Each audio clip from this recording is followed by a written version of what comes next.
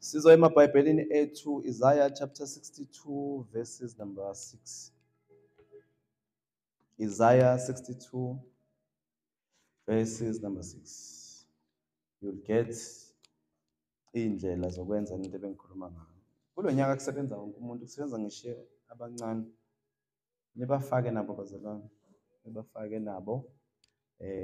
Yeah. Umsebenzi wabo mkhulu, kufanele balande youth, sama campaign ama youth, la youth. Umsebenzi wabo ukuthi babalande, babadobe. Khona mamlangeni uzosihlelela imovie. Kade lo mfundisi ethi amfundisi ngibona usune TV esontweni. Amen. Hallelujah. Ngave ngayihlekela. Amen. So ngiyacela nisiarrangele imovie right enesifundo. Nikwa session wagooglishe. Then we can hide noma si download if kusivumela sibabize la bazoyibuka oyedwa wenu ashumayele bona qala. Amen. Fana noma uyokhipha izinkwa ngaphandle ungaqala ukhipha izinkwa ungakashumayeli. Uyobona umhlolo usala wedwa. Sebethathe izinkwa bahamba. Amen. Isaiah 62 verses 6. The ministry of watchmen. I have set watchmen upon thy walls, O Jerusalem, which shall never hold their peace day nor night. Ye that make mention of the Lord, keep not silence. I have set watchmen upon your walls, O Jerusalem, which shall never hold their peace.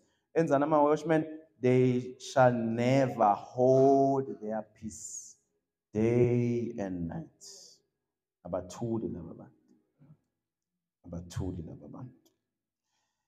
Yet that make mention of the Lord. This is what they do. They make mention of the Lord. Keep not silence.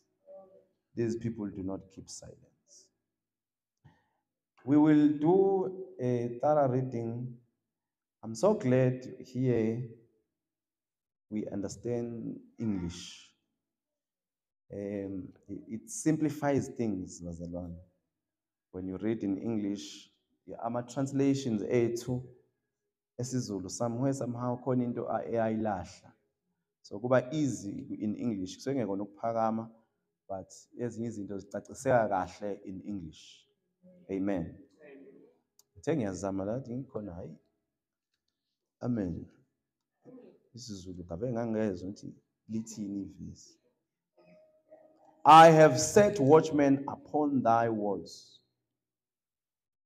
Into ke bazalane yokulinda yama watchmen. Ama watchmen ushilo umfundisi. Ama watchmen abalindi. Leli gama lithi watch lisukela ekuthenini kuqala into yamawashi ifike manje. Babengakwazi ukubona izikhathi ngoba amawashi ayengekho. Babesebenzisa imilindo. Bekunemilindo kwaIsrael, bekunemilindo emithathu before ishintsho igcinisa imini. Bimthatha imilindo, bekukhona imilindo yahlukahlukene ngizongena kuyona. So ibibasebenzisa bebeyisebenzisa to determine ukuthi kungacishe kube isikhathi sini noma ngacishe kube ingasekuseni ngoba isikhathi vele besingekho noma ngacishe kube isebusuku kakhulu noma ngacishe kube ukuthi sekuzosa. So uma kukhuluma about watching noma watch, bekhuluma about a division of the night. Ubusuku was divided into 3 watches first before amaJuda ashintsha asebenzise a Roman custom bagcina sebekwenza sekuyama 4 watches, but initially bekuyimlindo emithathu. Ngicela sibheke Psalm 63 verses number 6. Psalm 63 verses number 6. Sibone kukhulunywa ngayo lemlindo. Mhlawumbe kukhulunywa la kuzokhulunywa ngomlindo nje ukuthi there is something called watching before sibheke imlindo ngokuhlukana kwayo ukuthi umlindo wasebusuku, umlindo wasekuseni kanjalo kanjalo. Psalms chapter number 63. Cela sifundeni bazalwane verses number 6. Ufundeka kanje. When I remember thee upon my bed and meditate on thee in the night watches. Amen. When I remember you, Lord, upon my bed, this is what I do, and meditate on you in the night watches. When do I meditate on you? In the night watches. Ngomlindo wasebusuku ngiyazindla ngawe Nkosi. Hallelujah. Hallelujah. Now, mhlawumbe elinye singalibheka naleli iwona Mahubo 90 verse 4. Mahubo 90 verse 4 uthi, for 1,000 years in your sight are but as yesterday when it is past, and as a watch in the night. As a watch in the night. Njengomlindo wasebusuku. Hallelujah. Uma uya ku Lamentations chapter 2 verses 19 ukhuluma about the first watch. Mhlawumbe noma singasawufundanga. Then uma uya futhi ku Judges chapter 7 verse 19 ukhuluma about the midnight watch. Uyabona ukuthi oqala umlindo it is the first watch, then olandelayo sekuyilowa phakathi nobusuku which we call the midnight watch. And then the third one it's the morning watch. Iku Exodus 14 verses 24. Exodus 14 verses 24. Yilo wasekuseni kumlindo. Bihlukene kanjalo imilindo. Owokugcina ilo engushoyo Exodus 14 verses number 24. Othi, and it came to pass that in the morning watch the Lord looked unto the host of Egyptians through the pillar of fire and of the cloud and troubled the host of the Egyptians. Yabona in the morning watch kusho isikhathi esasideterminwa abalindi. So uma ngelezi izikhathi zihlukanisiwe ebusuku ngama watches bekuthathwa ama-guard. I-watch umlindo nomlindo ubune guard. It's either it's one person or a group of watchers abehlala kule milindo ngokuhlukana kwayo. Shothi bebengena in shifts. Amen. And nama sound abebewakhalisa noma bebewashaya khona kule milindo abengafani bokwazi ukuzwa ukuthi mase kukhala lesi trumpet shothi sekucishe kuyile ngasekuseni. Uma kukhala leli cilongo noma MMS, because bebesebenzisa into eziwu-2 to alert the community. It's either kuzoba ivoice yakhe indlela azomemeza ngayo noma kube yicilongo.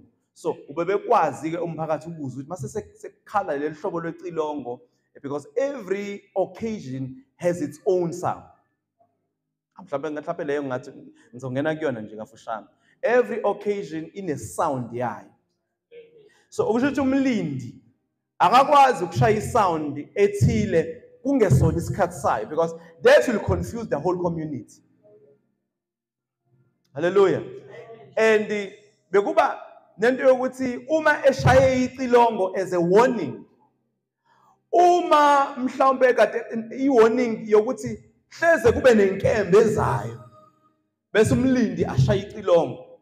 Uma wena ulizwile icilongo wangaxwaya inkemba yasiyehlela phezu kwakho wafa, igazi lakho libuzwa phezu komlindi.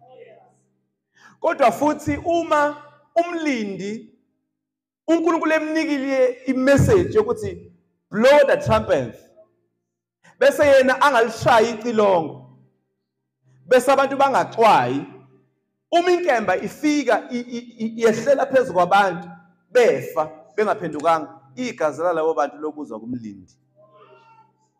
Ngicela silifunde Ezekiel 3 verses 17. Ezekiel 3 verses number 17. This is a very delicate and sacred ministry of watchers. Hallelujah. You not only care about your life when you are a watcher. And I must say this, bazalwane, we are all watchers. Some are Watchmen song. Amen. Ngizokufundela uLuka 12 verse 37. Ngicela siqale la because sibone ukuthi they give warning. Ezekiel 3 verse 17. Son of man, I have made thee a watchman unto the house of Israel. Therefore, hear the word at my mouth. Hear the word at my mouth, and give them warning from me. When I say unto the wicked, thou shalt surely die, and thou givest him not a warning, nor speak to warn the wicked from his wicked way, to save his life, the same wicked man shall die in his iniquity, but his blood will I require at your hand. Yet, if you warn the wicked, and he turn not from his wickedness, nor from his wicked way, he shall die in his iniquity, but thou hast delivered your soul. Hallelujah. So, i-ministry yabalindi ibi ukuthi uma engaxwayisanga umphakathi ngecilongo, uma kwehla ingozi yehlela emphakathini, igazi labantu abafile belibuzwa phezu kwakhe. Asale siwuthatha no-33, chapter 33, verse 3. Same book, Ezekiel chapter 33. I want to lay this foundation so we know what is expected of us. Verses, Son of man, speak to the children of your people and say unto them, when I bring the sword upon a land. Are you listening, Bazalan? If the people of the land take a man of their coast and set him for their watchman. Verse 3. If when he sets the sword come upon the land, he blew the trumpet and warned the people, then whosoever heareth the sound of the trumpet and taketh not warning, if the sword come and take him away, his blood shall be upon his own head. He heard the sound of the trumpet and took not warning, his blood shall be upon him. But he that taketh warning shall deliver his soul. But if the watchman see the sword come and blew not the trumpet, and the people be not warned, if the sword come and take any person from among them, he is taken away in his iniquity, but his blood will I require at the watchman's hand. This ministry is very deep. I think abantu abathi bezwile uNkulunkulu ekhuluma bese bangayikhiphi warning. Kahle kahle bazalwane, this ministry requires us to be step ahead of normal men. It requires us to be always on an elevated ground compared to the people out there.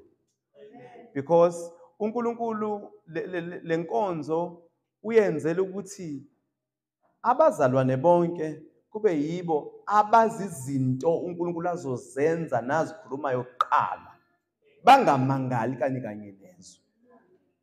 And this ministry is not only a ministry for pastors and for those who are called by God, but this is a ministry for every man. Uthi uJesu kuLuka 12 verse 38 uthi ubusisiwe loyo muntu oyothi inkosi mayifika imfice elindile. Can we go there? Luke 12 verse 38. This is a ministry for every man to watch. Hallelujah. Kwindawo uthi watch and pray. Watch and pray. Luke chapter 12 verses number 37. Come let's find 37. Masisitholile sithi amen. Verse 37. Okay.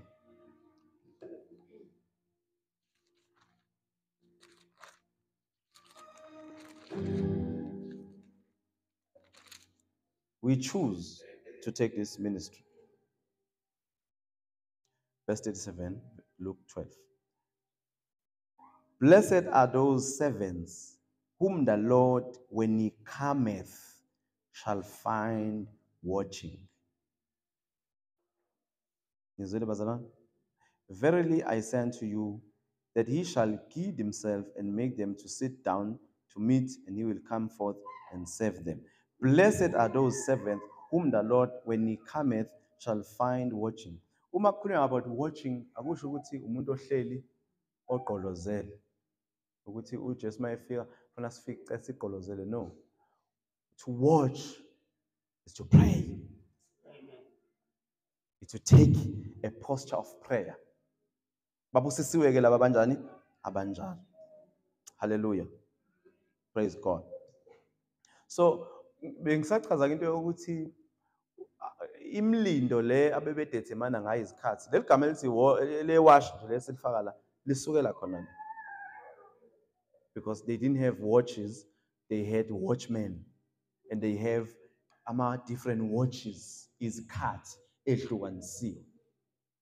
Njengamanje kwi-New Testament we were introduced into 4 watches.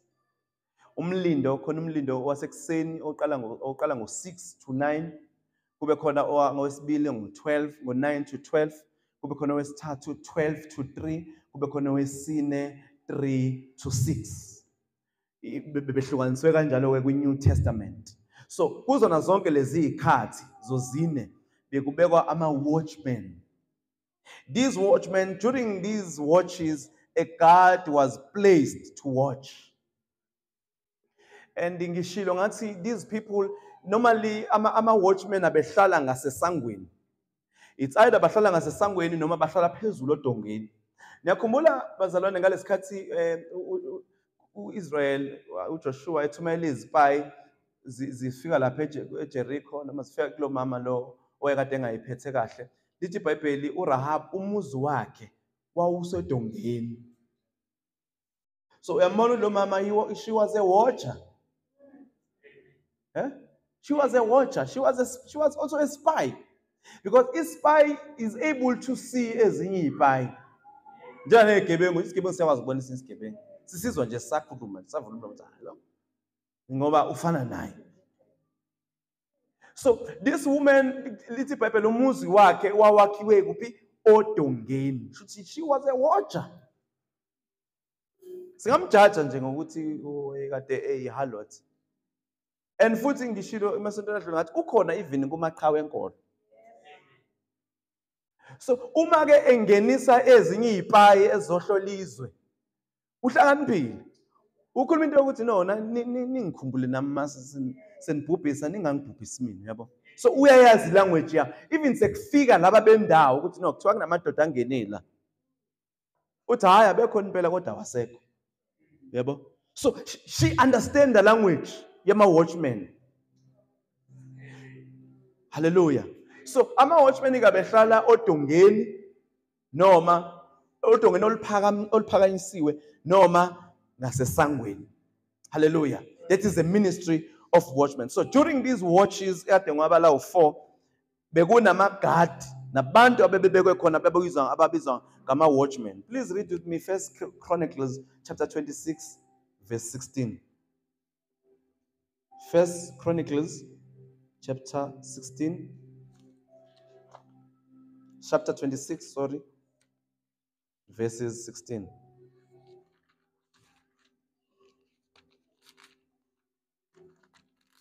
His chronique zokuqala isahluko 26 verse 16. Uthi, to Shapim and Hosa, the Lord came forth westward with the gate Sheleketh by the causeway of the going up, ward against ward. Yabona ukuthi these men were selected as watchmen. So bebe allocatwa ngokwamasango ukuthi nosibani bazoma esangweni elukuthi and watch. And into abebeyenza bazalwane, these men they were employed to watch and to guide a post. So uma beqaphile any movement esolisayo bebe-report, because i-priority yabo was to protect the community.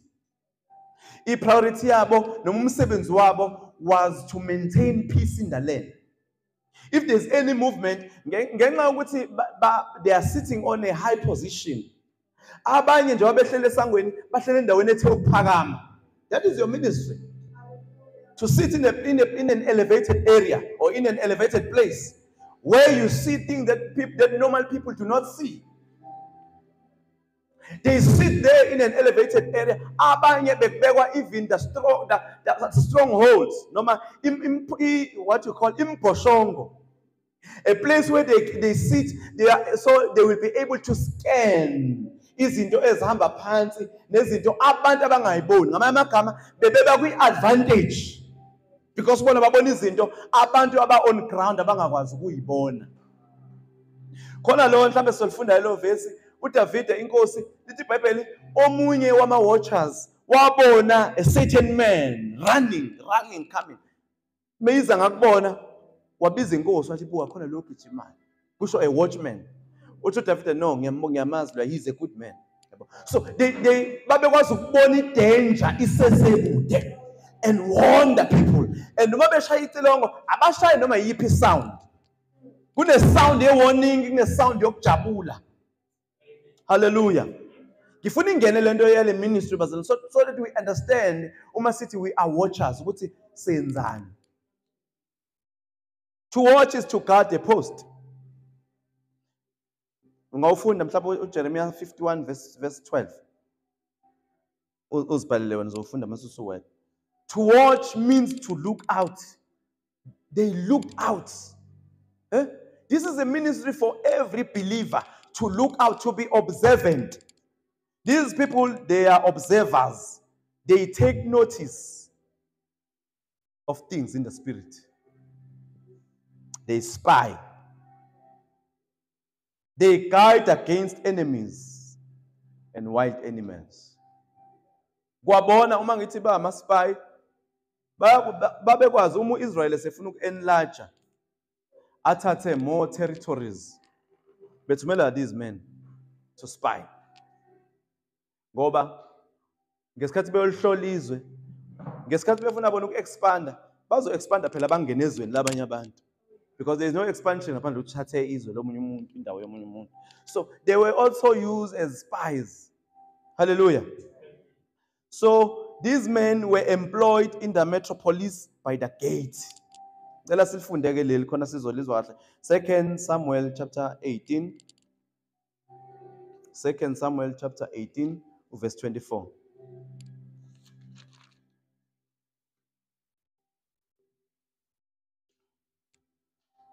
Siza uDavide ehleli phakathi kwamasango. Not ukuthi wayengeyona iwatcher yena ngaso sikhathi, but a place where he was sitting, there were two gates. Verses 24. And David sat between the two gates, and the watchman went up to the roof over the gate unto the wall. Yabona labantu vele bahlala phezulu. Bazalwane, impilo yomthandazo, impilo ekufanele kube impilo ya every hour, ya 24 hours. Yabo? Yabona uhlale phezulu, bahamba phezulu. Bahamba phezulu kwezindlu nje. That's where they belong. Kubona, it's not normal to walk on the ground. This is the life of a watchman. Let's take a Bible, verse 24. And David sat between the two gates, and the watchman went up to the roof over the gate unto the wall, and lifted up his eyes. This watchman and looked, and behold, a man running alone. Because he's a watcher. We must watch in the spirit. Izinto akufanele sishawe izinto akufanele sibone izinto wase zisishayile. Akufanele sibe surprise ngoba izinto sezila. Kodwa kufanele sithandaze siyibone zingakafiki. Silwe nazo nje in the spirit. And lokho kuzobiza ukuthi sizidedicate in this ministry. Hallelujah. So he lifted up his eyes and looked, and behold, a man running alone. Verse 25. And the watchman cried. Umsebenzi wabo lo, abalindi bayakhala. Bazalwane, abalindi benziyani? Bayakhala. Iverse silifundile ku-Isaiah 62 lithi abathuli. I've set a watchman before you, and he will not be silenced. Abalindi abathuli. Umuntu othandazayo, you don't keep quiet, you pray. Ama-prayer items ahlale khona. And you become selfless. Awuthandazeli wena ney'ngane zakho nomndeni wakho, nomsebenzi wakho, nani yakho, nemoto yakho. No, when you are a watchman, you are taking care of the nations. Eyakho impilo izakamuva. This watchman cried, wabuyela wayotshela inkosi, and he told the king, and the king said, listen to the words of the king. If he be alone, there is tidings in his mouth. Umehamba yedwa kusho ukuthi ulethe indaba ezinhle.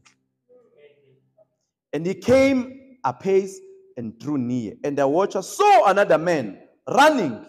And the watchman called unto the porter and said, behold, another man running alone. And the king said, he also bringeth tidings. And the watchman said, me thinketh the running of the foremost is like the running of Ahimaaz. Yabona ukuthi siyakwazi ukumnothisa ke manje. Oh, okay. The watchman always take notice of the things in the spirit. Uyambona esesekude. No, angathi uAhimaaz loyana. Because he is used to this ministry. And he dwells there. He knows the movement of the people without being close to them. Uyakwazi ukubabona ukuthi hayi uSimani loya engakafiki. That is the duty of a watchman. A watchman likwazi ukubona izinto ukuthi le iyingozi ke le liphupho ke le liyingozi. Le message uNkulunkulu ayikhulumayo akufanele ngithule nayo. Kodwa fanele ngiyithandazele. Lento engiloko ngiyicabanga every day. Why lokhu ihlele engqondweni yami? So a watchman take notice of things. Akathathi nje izinto haphazardly. Oh, it's one of those dreams. No. Hallelujah. So these watchmen, they were employed by the gate. They gave signals and information, either by voice or by trumpet. They gave signal and information. It's a vice versa into a generation yet. We hear from the government instead of government hearing from us. But I understand that into there was a time where false prophets arose.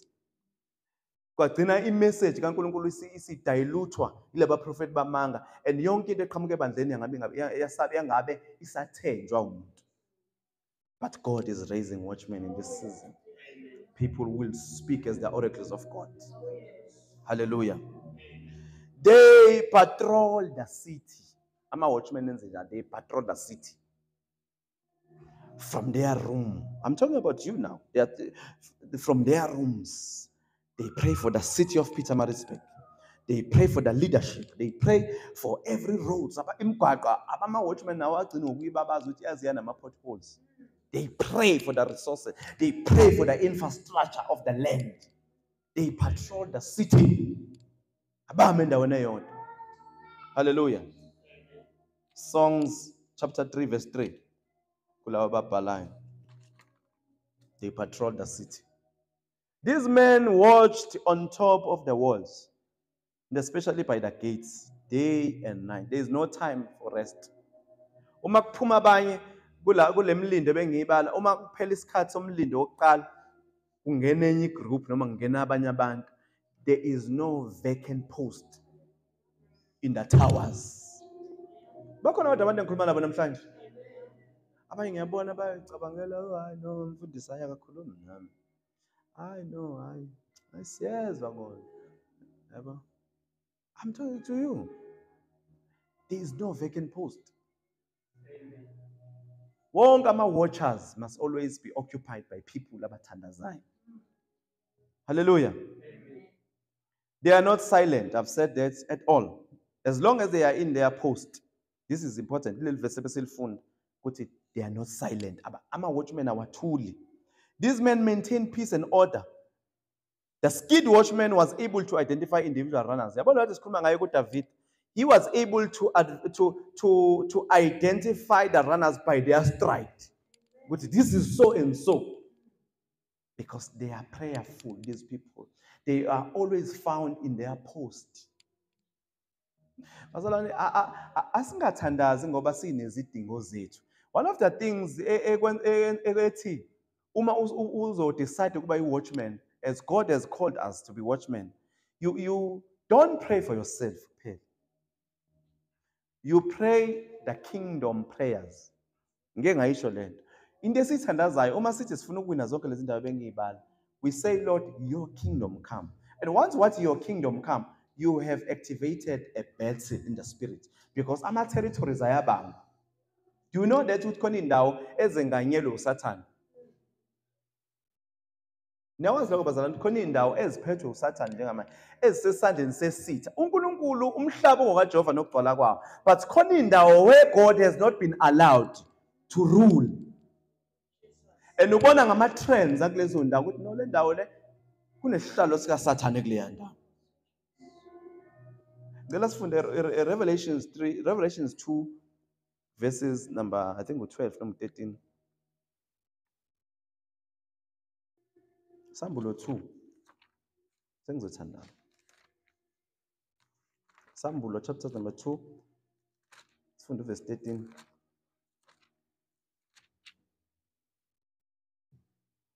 uJesu through John ubhalela lamabandla u7 verse 13. Ukhuluma naleli bandla. Yezo ibandla lelisendaweni.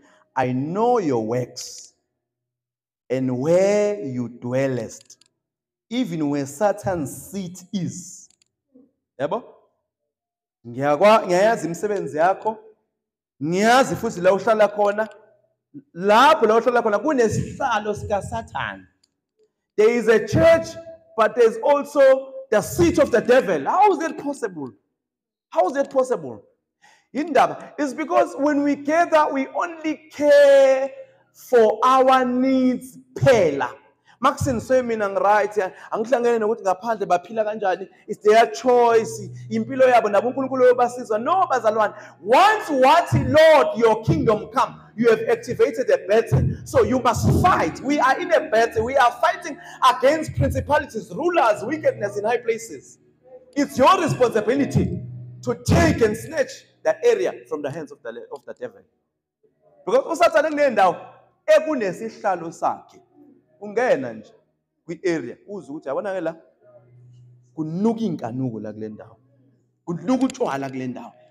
The devil has established his throne upon the area.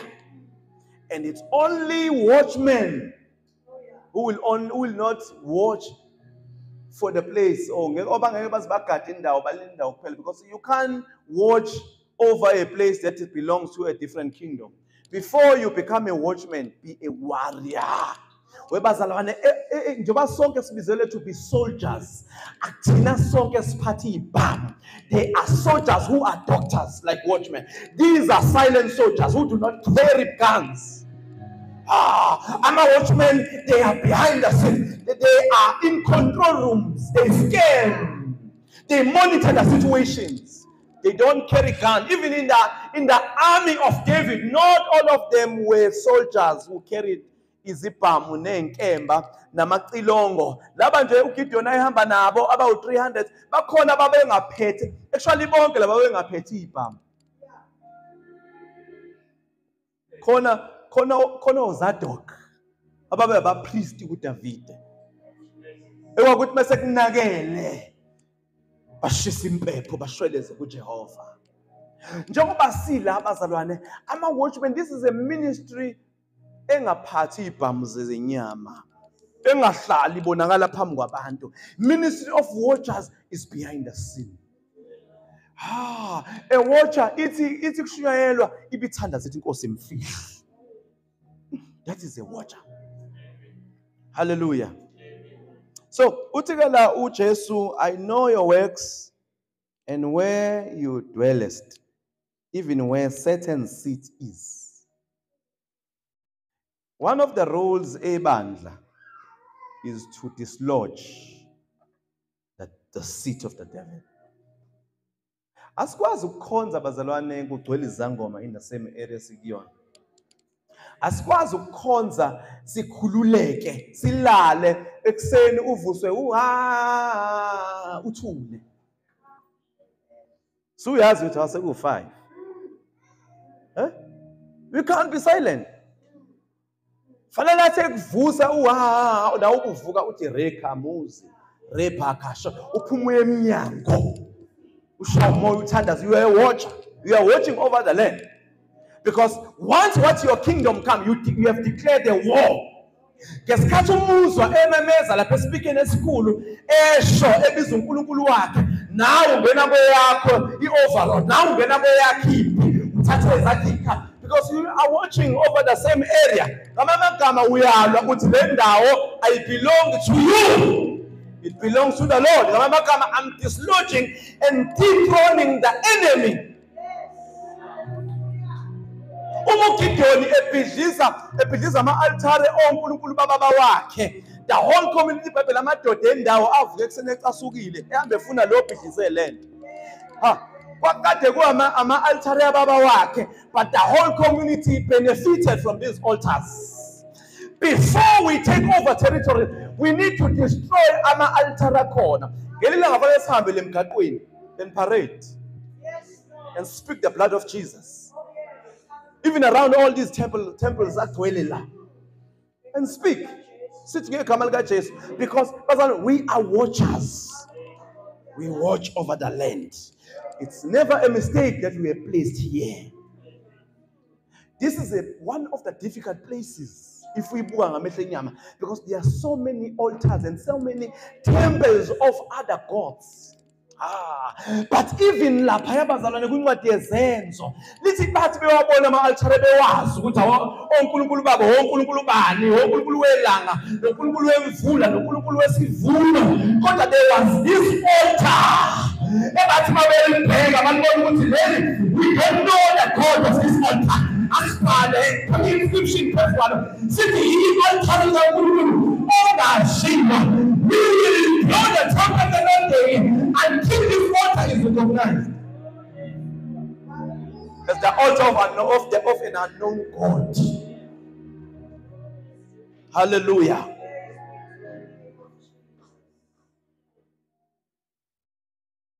These watchmen, they guided the walls by night against an enemy. If we want to secure, please hear me. If we want to secure the kingdom of God, let us arise. If we want to see the kingdom of God come into this land, there's no day. Let's forget the standards and take our position. Hallelujah. They guided the walls day and night, and they guided against an enemy attack. Isitha sasibonwa yibo kuqala before sifinyelele kubantu. Hallelujah. They warned the citizens of impending attack by sounding a trumpet. Abaprophets abaningi ke kwi-Old Testament, uNkulunkulu mamfuneka commissioned them to be watchmen. Umuzwile nje mekhuluma noEzekiel. Ukhuluma as a watchman, son of man. I've set you as a watchman. Hallelujah. He was charged to warn the nation of threatening judgments because of their sin. And the watchmen, they announce indaba ezimbi kuphela. Even the good news. They announce the good news. When you read Isaiah 52, verses number 8, you will hear that when God wanted to return Israel and restore Israel, he used a watchman to announce lolo daba lolo. Hallelujah. Bese nalaba uyazi ayekhona nama false watchmen. Ayebizwa ngama blind watchmen. Bofundo Isaiah 56 verse 10. Zobona babizwa ngama blind watchmen. Hallelujah. So they sounded different trumpets. You should not, for every occasion, there's a different sound. And bazalwane, uma sabantu bomthandazo, we will know ukuthi kushawa liphi icilongo njengamanje. Amen. You will know. Because we are drinking from the same well. Awukwazi ukuthi kusounda i-trumpet yomthandazo. Bese wena you are sounding a prosperity trumpet. It will cause a confusion in the community. People will rejoice esikhathini ngabe bayazila ngaso. Uyakhumbula uGehazi ngesikhathi umuntu kaNkulunkulu Elisha ephilisa uNamani ochokweni. Ngesikhathi uNamani esephilile, wafuna ukunikeza uElisha izipho. And the man of God refused those gifts. Wathi hayi no, khululeka. Uma ehamba uNamani ebuyela kwela kubo, uGehazi wakhuluma wathi no, hayi ngeke. Wenzani manje? What is my master doing now? How can he refuse izipho ezinhle kangaka? Lithi iBhayibheli, he followed them. Ngesikhathi sebehamba, wathatha inqola, wathatha namabutho uGehazi, walandela uNamani. Wammemeza sekude, wathi jikisana inqola. Senza iphutha, hayi siyayidinga impahla leyo. Uma beyiqoqa impahla bebuyela nayo emuva, wafika lapha kumuntu kaNkulunkulu, wafika wayifihla wangasho. Uyabuza umuntu kaNkulunkulu uthi ubukade ukuphi? Uthi hayi inceke yakhe ayiyanga ndawo. Uthi no.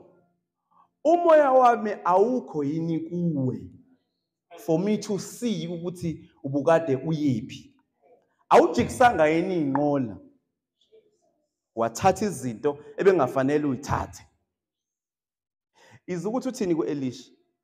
Hayi ngoba emelene nokuthi kuthathwa ama-gift. It was not the right time. Ubuza umbuzo uthi, is it the right time in Gehazi to receive all those gifts? Because bazalwane, we must be, watchmen, we must be sensitive in the spirit to know which time is, what time is it? Is it time to preach prosperity, or is it time to ground the saints? Is it time to dance, or is it time to move? Is it time to rejoice, or is it time to be sad? Little Bible, sons of Issachar were able to determine times and seasons. So if we're going to be watchers, we will know. There are things that will not be discussed among us, but wonke umuntu uzobeyazi because singama watchers. Hallelujah. So every man must take a decision to watch. To just watch and pray. Watching is not praying about your needs, but the kingdom. Your kingdom come. Hallelujah. Ngesikhathi ke bazalwane sifuna ukuthi sithandazele siwina ama territories for the kingdom of God. The devil also wanna rule the territories as well. Hallelujah. So irole yethu njengebandla is to ensure that the kingdom of God find expression in the land. That is the role of the church. The role of us as watchers is to make sure that we penetrate the area until God's agenda find expression in the land. Until in Northdale, there is God in Northdale. They are praying people in Northdale. So this is the role of the church, to ensure that God's agenda prospers in the land. As Quasi, we can't be silent while Muslims fill all the stadium and fill all the temples. And when I caused a havoc on the street, I was driving, like I said, one of the days. And they are police. I have an escort. And I said, no, this has to come to an end. We are here in this area. This place belongs to the Lord.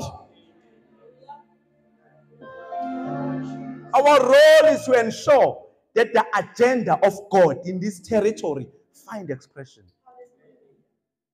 Our agenda, our role as a church, is to demolish and dislodge the Satan's throne in the land. Hallelujah. Asikwazi ukuphila namaphara. Abantu abasakwazi ngisho ukuhamba kahle bayasaba. We must fight in the spirit. Our weapons are not carnal, but they are mighty through God. Hallelujah. Sibaningi ngamasingaka. uGideon wabamba impi nabantu abawu300. uPhilip waphendula iSamaria upside down eyedwa. Kade kukhona indoda emile lithi iBhayibheli isithakathi iSamaria lonke. Umoya wayo wona wawubuse endaweni uSimon. But this man got rid of Simon's magics and all tricks. He was tricking people. So one man was able to win a territory. Watchmen not only concerned about his or his life or her life, but others as well. Hallelujah. How do we dislodge powers of darkness, Bazalan? I'm closing with this. We must enter into warfare for the land. No more selfish prayers. We uthi umbuso wakho mawufike, yonke into oyithandazelayo uthandazela ukuthi umbuso wakho mawufike kule ndawo. Whatever prayer item you have, imemezela ukuthi Lord, your kingdom come. Hallelujah. Praise God. Alibonga igama lenkosi. Winning a land for God is a war. Is a war. Ibiza ukuthi sibe abantu abathandazayo. Ngiyacela mina ukuthi uthathe decision namhlanje yokuthi I will not be silent. As young as you are, as doubtful as you are, as afraid as you are, take a decision that in this month of February, I'm going to pray. I'm not going to pray for myself only, but I will pray for the land. Yabona lezi zinto ongayithandi kule ndawo ama-prayer items akho. Lezi zinto ongekho happy ngazo ngo-government wakho ama-prayer items akho lawo. Uthi uverse number 6 wa-Isaiah sifunde uthi I have set watchmen upon your walls. Can we all stand? I've set watchmen upon the walls. I've set. You are strategically planned by God. You are set by God to watch over this land. I've set what they will not be silent. Please be not silent. Ungiyacela ukuthi ungathuli. Ungabi umlindo thulayo. Ungathuli ubone ukufa kuphela bawini. Ungabi umlindo thulayo ubone ingozi. uNkulunkulu usibizele ukuthi siblowe the trumpet of prayer. Sonke sibizele ushaye impilo omthandazo. Sonke sibizele ukuwonisha the people. Sonke we are called to pray. We are called ukumemezela. We are called to do this challenge. Sithi weNkulunkulu ngeNorthday. weNkulunkulu ngekhitha ama respect. weNkulunkulu ngabefundisi. weNkulunkulu ngebandla lakho. I have set watchmen by your walls. Can all watchmen begin to pray? Please not be silent. Please don't be silent. Don't be silent.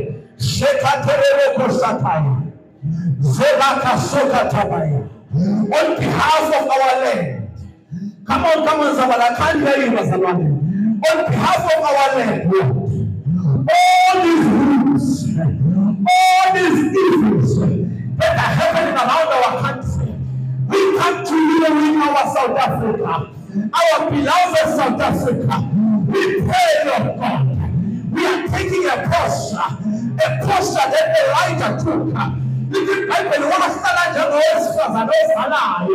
siyathandaza namhlanje ekuseni engameni likaJesu. Philisa izwe lethu. Philisa izwe lethu. Vusa abalindi. Vusa abantu bakho abazothandaza emini, abazothandaza ebusuku, abazoza kuwe bebelezele ukuthi umbuso wakho wafika.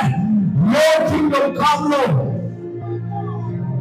Let your will be done. Pray, pray, pray. Keshanerebos. Kenamanderebokosaya. Zebaera hajarobokosaya. Lord, we pray over our land. You said in your word. Yonkinda olama thoya olethe nyathela khona. Sesidlile leyo ndawo. Siyathandaza egameni likaJesu. Akathaphase konke. Ayahathe baba. Shera bakateba yo. Over this land, we say in Jerusalem, shout, for I have given you the city. Oh, baba. Come on, somebody. Shout. The land has been given unto us. In the name of Jesus, we are taking over the economy of this land. We are taking over the people of this land. Lord, plant your throne upon this land. In the name of Jesus, establish your throne in this land. In the name of Jesus.